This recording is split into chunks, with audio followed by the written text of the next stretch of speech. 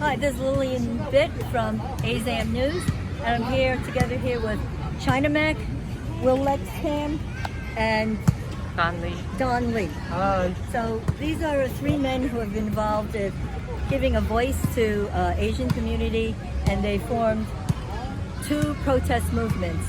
And please tell me something about the protest movements, the differences in both of those protest movements, what motivated you, and what do you plan to do ahead in the future?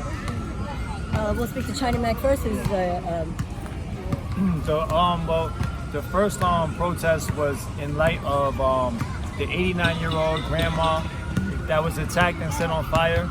Everybody that, as soon as I saw that video, it struck a nerve in my heart, and it made me want to do something, because I saw that nobody was speaking up and nobody was fighting for our people. So I immediately said that I was going to do something, and then I contacted Will, and then together we put together the first rally in Bensonhurst, Brooklyn, and it was a success. And it's our generation, we never seen anything like this, and for us to rally up like that, and for us to really step out and really fight for what we feel is justice. And we never seen this before, because all of our generations have always taught us, the older generations have taught us not to do things like that, not to bring too much, attention to us. And then the second rally was in light of them not deeming it a hate crime.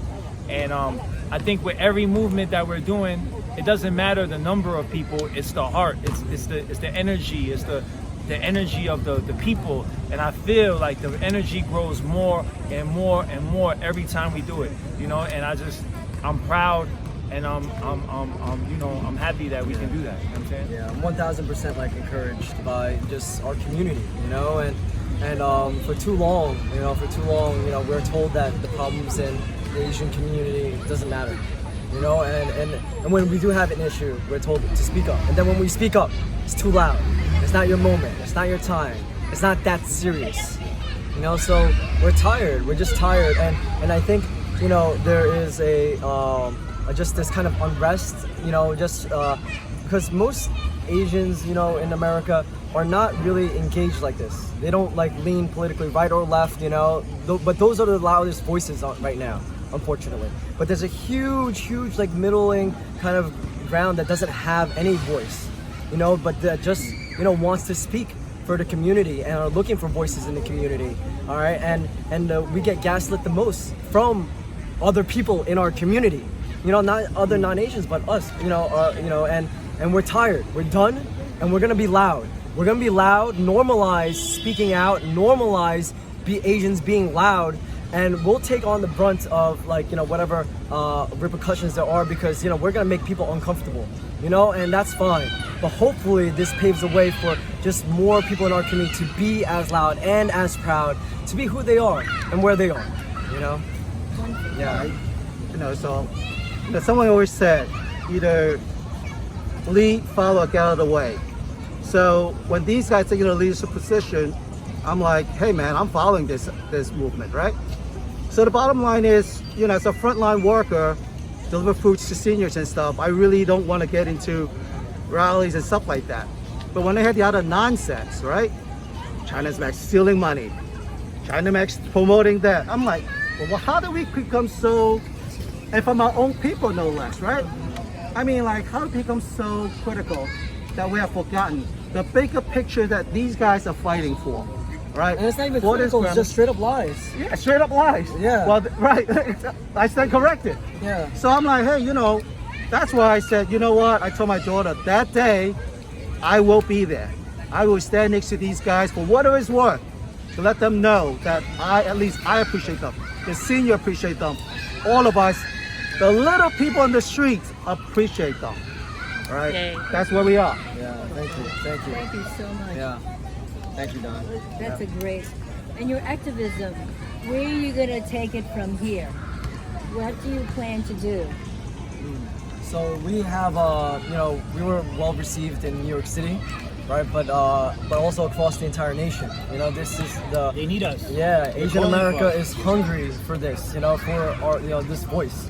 you know, so we're having a big rally in LA on September 5th, and then we have another rally in San Francisco on September 12th, the following week, and then we'll go throughout the rest of the country wherever we're needed. So Wherever we're we're getting called needed. Texas, Philadelphia, Chicago, Florida, wherever. yeah, Boston, we'll go. Minneapolis, Mm-hmm. wherever the people needs us, Yeah. that's where we're gonna be. Yeah. The people needs us to spark it, to bring the bring that energy there, and you know, I feel like it's our calling to do so.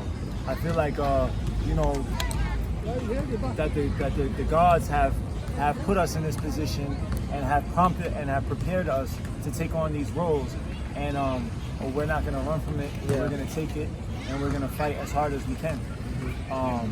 And regardless of what anybody tries to do, I'm not even affected by what anybody may try to do to halter what we're trying to do, because I'm not in competition with anybody. We're not in competition. At the end of the day, we want to help the people, right? We don't want 89-year-old grandmas being attacked. We don't want women scared to walk down the street. We don't want our businesses not flourishing and doing bad. You know, we don't want that. So we have to stand up and change it, and we have to stand up and fight for it. And that's my only stance here. Nothing else. It's completely selfless. It's nothing. I'm not trying to benefit anything off of what I'm doing. I'm just trying to give my all, because this is the same community that I once took from. It's the same community that I once, destroyed. I helped destroy this community. So as a man, knowing my faults and knowing where I came from, I'm honored. I'm honored and I'm blessed to have the opportunity to give back to this community. You know. I love the transparency and honesty that you all have bringing this to the movement, and I appreciate it. What do you want to say to your detractors, or people who are criticizing you? What groups of people are doing that, and why are they doing it? Like I said, lead, follow, get out of the way. Right? So far, everyone's bitching and moaning. It seems like January, all this happened. Name me one person who actually do something about it, have done something substantive about it, right? These guys actually say, hey, this incident happened there, we're gonna take it up in Bensonhurst. It happens in the 62 precinct, we're gonna go to the precinct, right? You know, so again, when people are doing that, if you believe it, follow, support it. But all the other stuff is just noise. It's really counterproductive. I think that, especially this pandemic, for people to still be that narrow-minded, it's unfortunate. But then again, I'm not going to waste any of my energy on that, right? Yeah. We're gonna keep moving it. These guys are doing a phenomenal job getting the awareness out. I'm talking to lawyers to make sure that the laws and all this thing. The bottom line is, NYPD, we have three demands. One is to say, because it's a hate crime. Yeah. So now they have the hate crime unit investigating. But it's not a hate It's not crime. a hate crime. Why is the hate crime task force investigating this if Right. it's not a hate crime? We said we need more resources to do this. They formed the Asian Hate Crime Task Force, Yeah. the first one in the United States, Yeah. but it's not because of this incident. I'm like, you know what? That shows what we're fighting about. The systemic nonsense that government refuse to believe, to just say, hey man, we did not take this as serious as we should, right? That's the really bigger problem. It's not about like, who are we? Next day, nothing. I go home, I go to sleep, it's another day. But everyone out there needs to say, hey, wait a minute, these guys are still in denial. The same nonsense the government. The worst thing about government is that instead of just saying, you know what, maybe these guys are right, we make the mistake not doing this. They bring it up to the point, but still, publicly said this is not a hate crime. Okay, so the hate crime unit has been formed. Do you think that you had a great influence in bringing that to be?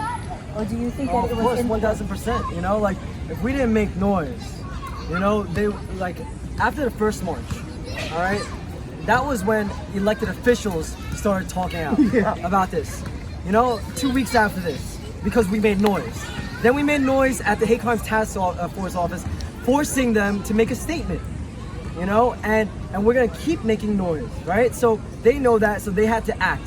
You know, they had to do this anti-Asian hate crimes task force. Otherwise, we keep on, you know, gonna shake things up. But we still need to shake things up. We still need to make a lot of noise and upgrade this to hate crime. It is what it is. Why is the hate crimes task force investigating this if it is not?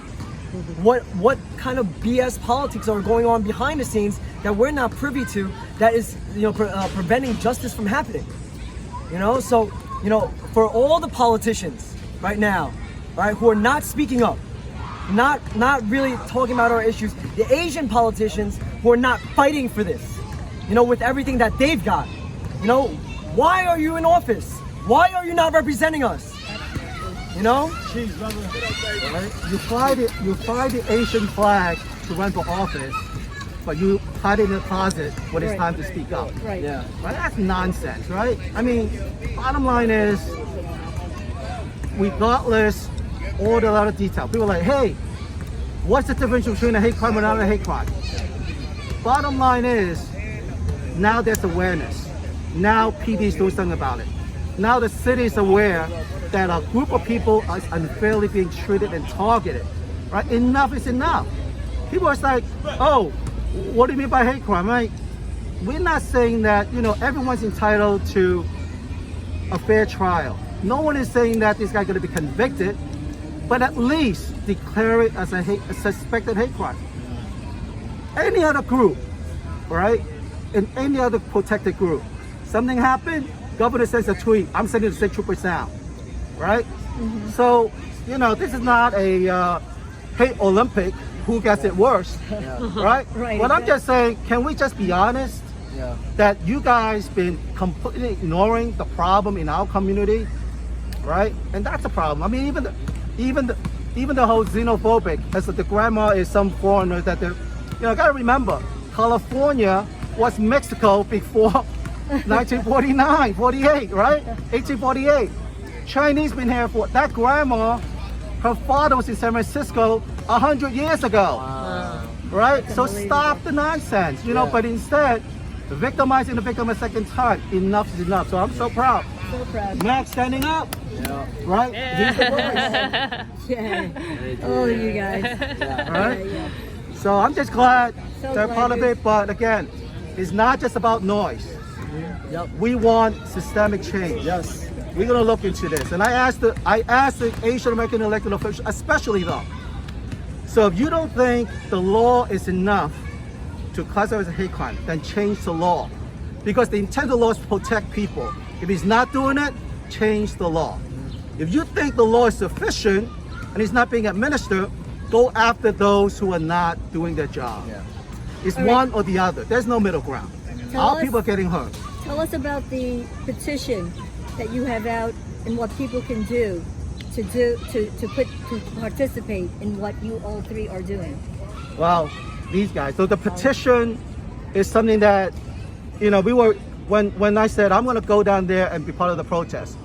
So some of my friends like, okay, and then what you gonna do? You're gonna be just another angry Asian man? And I'm like, you know, you're right. We gotta do some systemic changes, right? So that's why we lay out the 3 items. If our elected officials are doing the job, we don't need to do this. That's right. But the fact that they are not, they're being silent, we need the grassroots. We need people to say, these are the 3 things we want. Women are equal justice, treated like everybody else. So that needs to happen. So sign the petition, wherever you're in this country. Sign the petition. We're not wasting your time.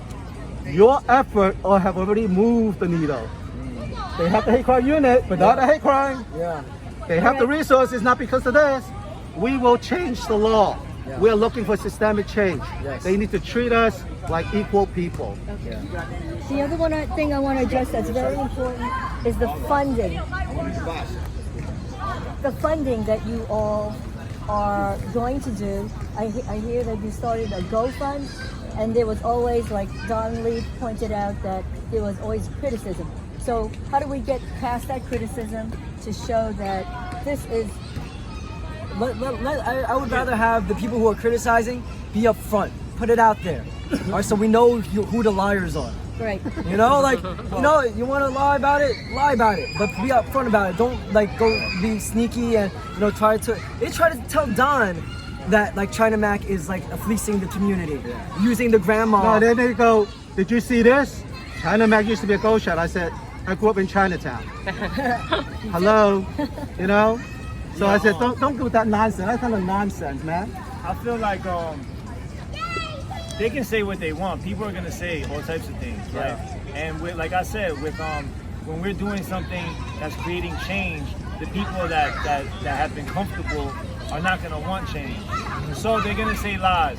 But all I'm gonna say is watch our actions, and you'll see. You know, there's no way that I came this far in my career with the background that I have by cheating people. You know, I would never cheat anybody of 5,000, 10,000, 20,000, 50,000. It's not worth my name. It's not worth, you know, my you know, just what I stand for. You know, it's not worth me trading my morals and principles for whatever amount of money, right? So everything, we are transparent, and whatever money, if we say that money is going there, that is where that money is going to. If I need money, if we need money, we would ask, hey, we need help with this, and this is what it's for, help us.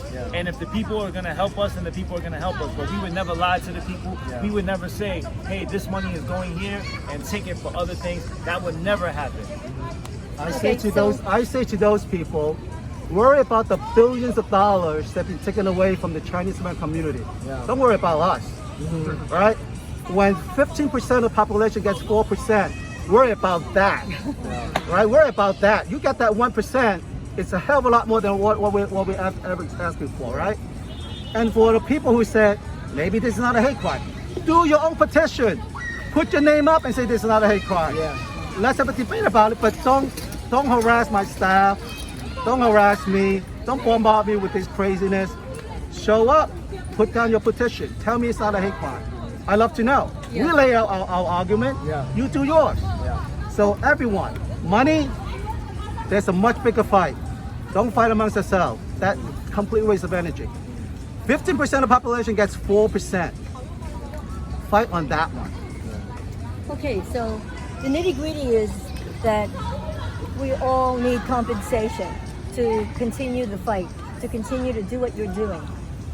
Where can you be compensated and also continue the good works that you're doing? Because everybody deserves to be paid, whether you're a nonprofit, the criticism of you not getting paid is ridiculous to return donation monies that should be or could be used for the advancement of your voice. Our voices, not just your voice, it's our voices. The inability of that voice to be amplified needs money. We all need money. So, you know, what do you think you can do to coordinate with the people that are in financial and that can help you to further the cause and also compensate you for all the work that you've been doing, all of you? I wouldn't call it compensation. I mean, look, bottom line is I'm blessed, and I think things find a way to work out itself, right? So if these guys say, hey, I'm gonna go find me. I need some money to do it. I'll put money up. Simple as that. Right? Simple as that. But this is how I feel. I feel like, yo, when you do this type of work, this is God's work, right? And God will give you anything you need. When you selfishly put yourself into these positions to help people, you will get whatever you need. So I'm not even thinking about compensation. I feel like everything that I need will be given to me. And as long as I keep on pushing and using my voice and using my energy and using my talents to push for the right thing, I will be rewarded handsomely with whatever it is, right? But in terms of giving back the money, we had to give back that money because we told the people that the money was for the grandma. And once the grandma said no, she didn't want it, there was no way we could do anything else with the money because that's what we told the people we would do. And regardless of if it was 100 people that donated and 98 people said no, keep the money, we still have to give back the money because that's what was said, and the grandma wanted to give the money back, so we had to honor that, right? But you know, now we have a GoFundMe for Chinatown. We have yet to do a GoFundMe for ourselves. you know, but I'm not saying that we won't do it. It's just right now We haven't been focused on it. right now Time, we the haven't focused. important things we're focusing on. Bringing money back into Chinatown is important for us, so that's on the agenda first. Yeah. You know what I'm saying? And yeah, and I would like to give a big shout out. Look at like the different people that came to support us. All different kinds of people, man. Like we have brown brothers, white brothers, black brothers, and it's not a facade. It's not fake. It's not like, oh, call, can you guys come? They came on their own. Nobody told them to come. They came on their own because they believe in what we do. You know what I'm saying? And I'm honored and blessed and to stand with these brothers. Yeah. So I want you to tell me, this is for the album or song that you're coming out with, and it's called Pray. Right. And you also have a beautiful song called My Life. Right. I know those two because when I was highlighting your work, I listened to those songs, and they're wonderful. You know, one is Pray, I know it's about your mom who had cancer while she was in the hospital and you were in Real, and it was a difficult situation and time for you. So tell me something about your Pray song and your My Life song. Let the community know that they can support you in that way. Yeah, I mean, I'm not here to promote my music. You know, today I'm here to stand with the people. I do have music out. You can look it up. It's on everywhere. But today I'm here. We're here for this to bring business back to Chinatown. Yeah. This is what we're here for. And you know, we did a good job. Good job. Yeah. So this is a blessing for you guys. Is there anything that I haven't asked you that you want to tell the public? Anything that you want to clear up? Anything that you want to say? Just come out, man. Next time, make sure you vote, right? Yeah, Make sure you Yes. register. Vote. Register to vote. Right? Asians are the fastest growing group in the country, but the least likely to vote. So, but this is where the power is, and voting locally is where the power, you know, for the community that directly affects the community is at. So we need to get educated, not just register, but then get educated on who the candidates are, what their platforms are, and if they are incumbents, what have they done for the community, or what have they not done for the community. You know, and really fight, you know, and really fight for the people that we want in office, you know. So we gotta bring power back, and whatever you see on the internet, online, you know, that's the internet. You know, the real fight, the real work is on the ground, you know, in the streets, among the people, and that's where we saw change. You know, since March, we've been pandemic, you saw so many Zoom, like conference calls, this and that, and so many talks, and they're great. But what kind of real change have they affected as opposed to the people uniting, showing force, showing our power, you know, did. All right, what has happened, although small victories, I could not even believe like this, but it was because we united. It's because we're fighting, and we have people on the background, behind the scenes. All it is one concerted, united effort, and we're in like what we're doing with They Can't Burn Us All. We're constantly in contact with Don, you know, with the family, you know, to like, you know, make sure, you know, this is done right, you know, and we're speaking for, we're really speaking for the community. We're speaking for the people. Yes. You know, so all the other noise, you know, are you speaking for the people, or are you speaking from like some like, you know, convoluted, you know, BS, you know? Okay, you guys are a blessing. Thank you so much for the interview, and peace, and also blessings to your advancing and what you're going to do in San Francisco and LA. Yeah, thank you. What's up?